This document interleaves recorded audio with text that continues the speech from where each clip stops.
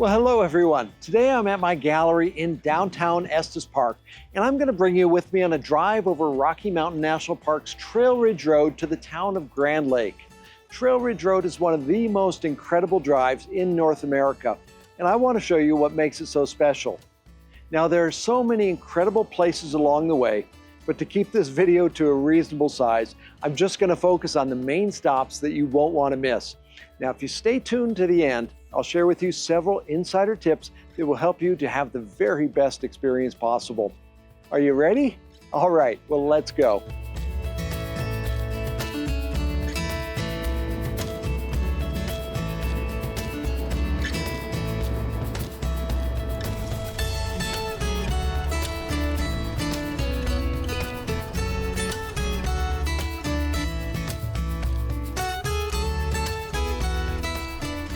Well, we're now through the entrance station, and this first area is open meadows with wildflowers.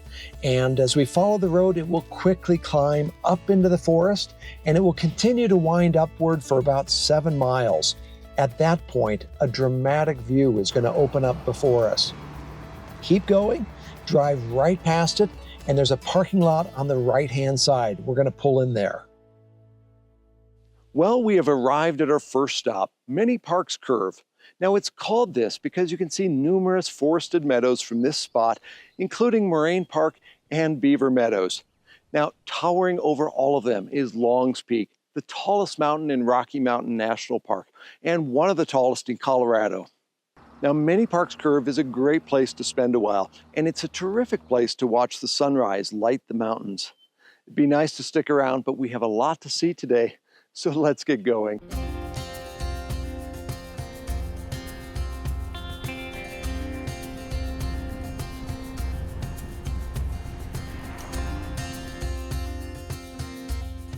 Well, we have now arrived at Rainbow Curve, just 4 windy miles up the road from Many Parks Curve. You'll know that you've arrived as the forest vanishes and the sky opens up before you. Well, as you can see, it's much cooler up here, and I've had to put on a jacket despite it being the middle of summer. It's actually just 42 degrees right now. When you get here, even if it's really chilly, be sure to get out of your car and take in the view. Below you, you can see Horseshoe Park with Fall River winding its way back and forth like a dozen horseshoes in a row. In the afternoon, when the light is behind you, you can see all the way out across Colorado's Front Range. Now, I sometimes come up here to enjoy and photograph the sunrise, or I'll often come in the evenings to watch storms over the plains. Now, our elevation here is 10,815 feet above sea level, which is over 2 miles high, twice the height of Denver. Now, during the next 20 miles, we'll be traveling in the Alpine world where it is too cold for trees to grow. Be aware that along this section, there are numerous steep drop-offs, which can make some people feel uncomfortable. So have someone drive who is not afraid of heights, or alternatively, sign up for a tour of Trail Ridge Road with one of the many tour companies in Estes Park. I'll put a link to these tour companies in the show notes below. Now, I regularly encounter people who are uncomfortable driving this section. They often drive very slowly and have numerous cars piled up behind them. If you find that you're one of these drivers, please use the many pull-offs that are along the road to allow cars to pass you. It makes for a much better experience for everyone.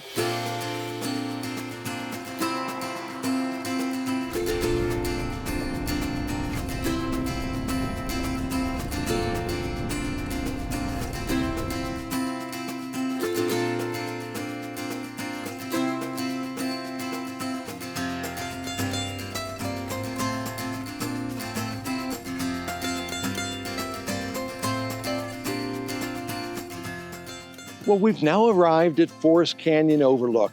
Up here, it's even colder. Although I'm filming this in July, right now it's just 37 degrees. The weather up here can change dramatically from hour to hour and from day to day.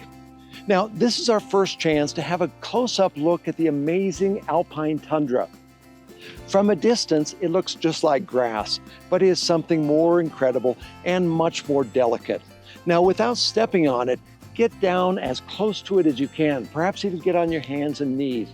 Look really closely and you'll see this miniature world with many different types of plants that have adapted to survive in this very harsh environment.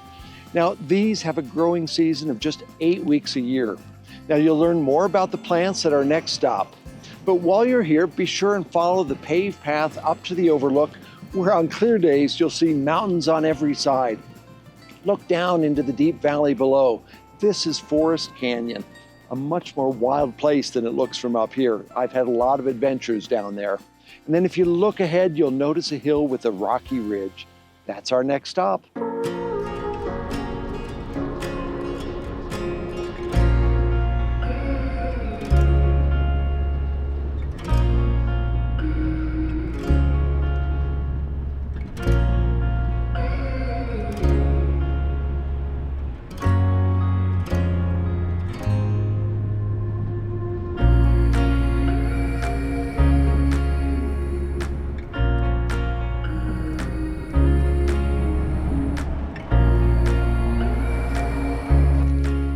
Well, it's July and it's snowing up here on Trail Ridge Road with the temperature right now at about freezing.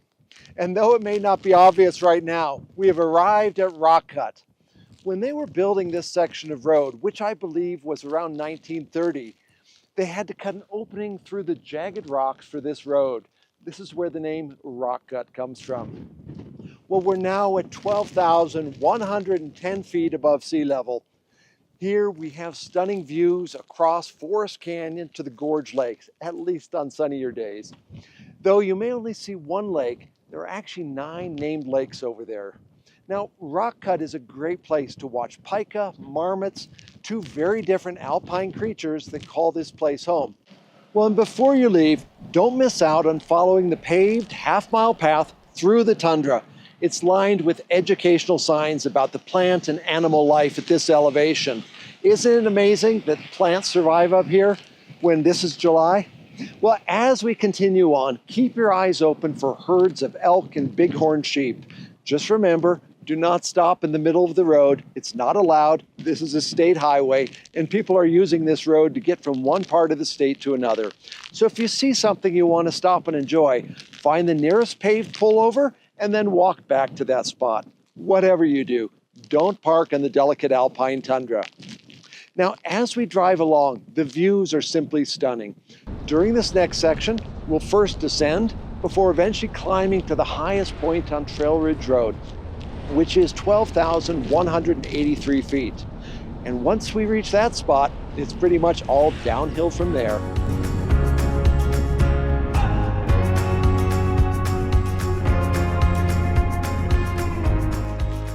Well, we've now arrived at the Gore Range Overlook, just a short ways below the highest point.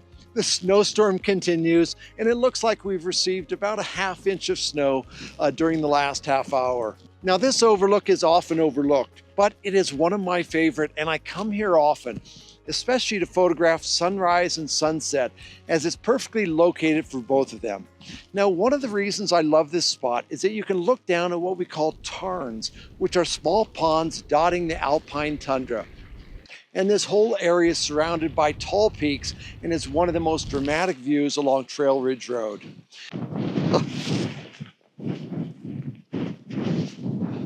Well, the storm has now broken. We got about a ½ inch of snow during that storm, and the sun is coming out, the snow is melting quickly, and it looks like it's going to be a beautiful day, though it's still a little bit chilly right now.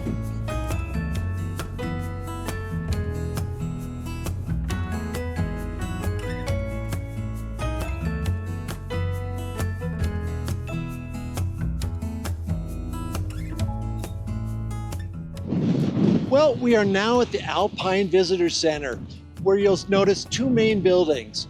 One of these buildings is called the Trail Ridge Store. In there, you'll find books, calendars, and other gifts, as well as a small cafe. Now, the building next to it with the log roof is the actual Alpine Visitor Center.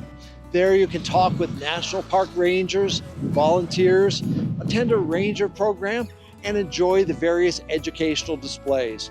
They also have a small gift store. Actually, in both stores, you'll find a number of my books and calendars. Now, while the shopping may be fun, the real show are the views. Look out over the valley to the east and you'll notice a small dirt road winding its way upward. This is Old Fall River Road, which begins down near Estes Park. I actually have a video on it you can find in the show notes. Now on the north side of the parking lot, you'll find a steep but short trail called the Alpine Ridge Trail that'll take you up to an overlook. It's a fun little hike, but takes a lot of energy, but it's well worth doing if you have the time.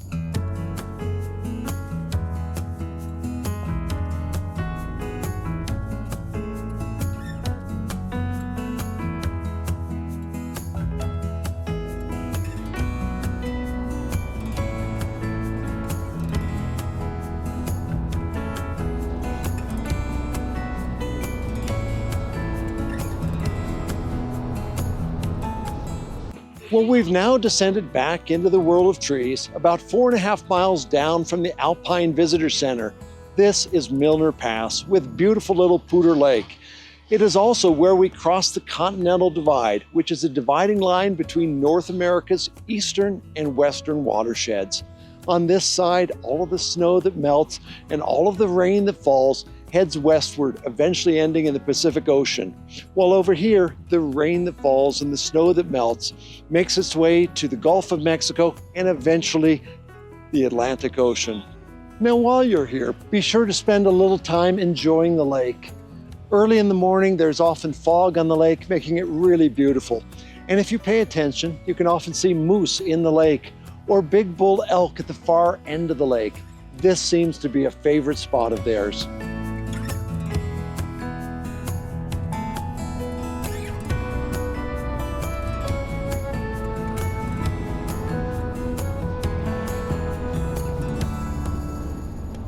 Well, after driving downward for a few more minutes, you'll see a pullover on the left. Be sure and stop there. This is another of those overlooked overlooks.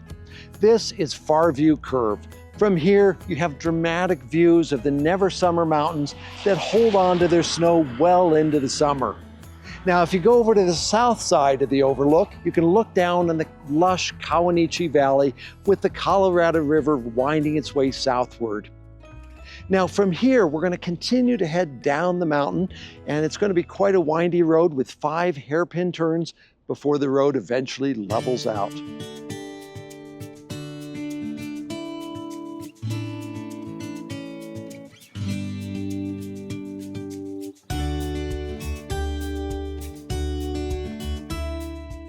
Well, as you can see, it's turned out to be an absolutely delightful day, despite the snow we had higher up.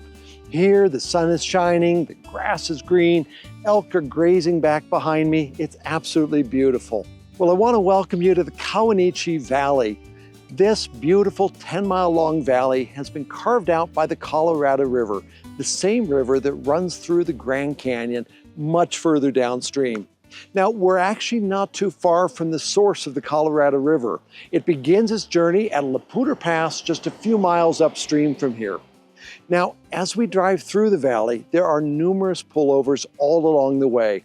Be sure and stop as often as you can to enjoy the beautiful views and to watch out for moose, elk, and other wildlife out in the meadows and marshland. Now, as we approach the southern end of the park, you'll notice that the forest has been badly burned.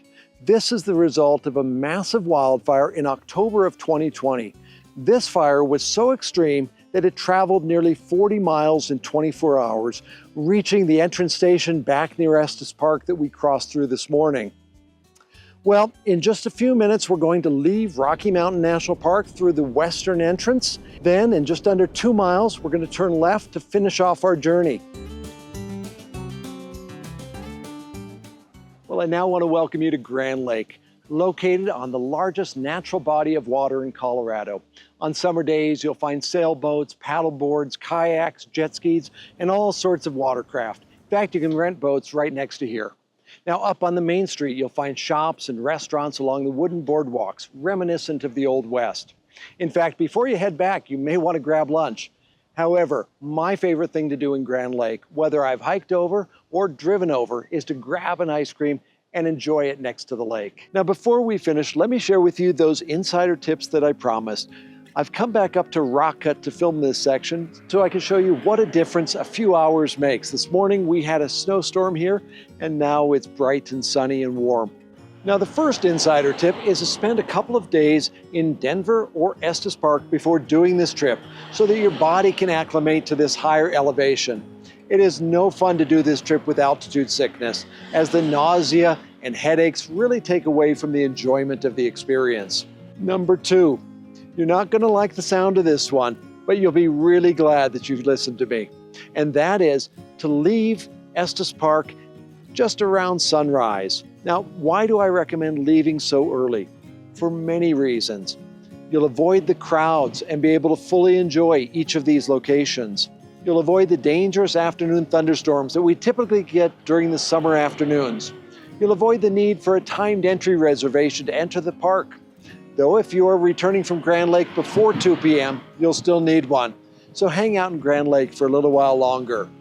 You're also much more likely to see wildlife along the way if you leave early, especially near sunrise. And lastly, by leaving early, you'll experience it when the light is at its very best.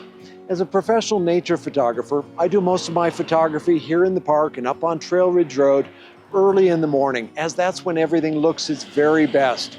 Well, tip number 3 is to bring warm winter clothing. Warm hats, warm gloves, warm windproof jacket.